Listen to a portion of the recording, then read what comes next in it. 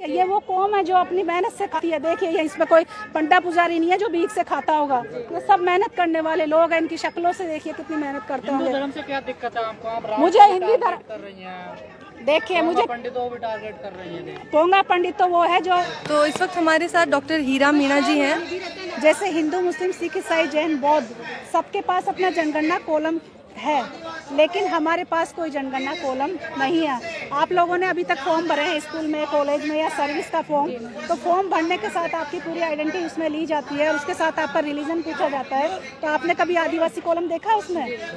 नहीं देखा ना। तो यही सबसे बड़ी पार्शलिटी हम आदिवासियों के साथ हुई है कि इस देश के मूल मालिकों के वंशज होते हुए भी हमारी आइडेंटिटी को हमसे छीना गया है, जबकि ब्रिटिश गवर्नमेंट ने हमारी आइडेंटिटी को वैसे ही स्थापित कर रखा था जो सब धर्मों से बिल्कुल अलग थी।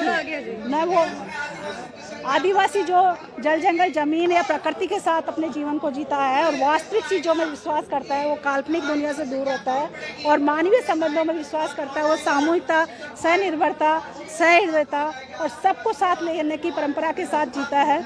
इसीलिए वो अपने पुरखा परंपराओं के साथ, अपनी संस्कृति के साथ और अपनी भाषा के साथ जीना चाहता है और अपनी पहचान के साथ रहना चाहता है, जो किसी धर्म पर आधारित नहीं है। वही काम तो मोदी जी कर रहे हैं, बोल रहे हैं कि हिंदू राष्ट्र बनाएंगे, सब एक समान कहलाएंगे।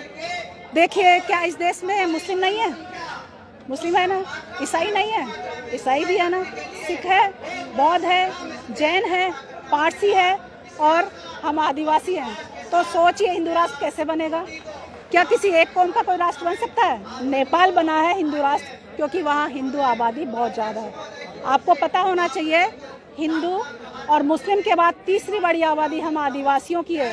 तो ये आदिवासी राष्ट्र था, है और आदिवासी राष्ट्र रहेगा। मैं इसलिए कह रही हूँ क्योंकि हम आदिवासियों को मुसलमानों में बांट रखा है, ईसाइयों में बांट रखा है, हिंदुओं में बांट रखा है और आदिवासियों की आबादी अलग है। उस आबादी के हिसाब से हम तीसरी बड़ी आबादी है इस मुल्क में, इस देश में, भारत में, हिंदू और मुस्लिम के बाद।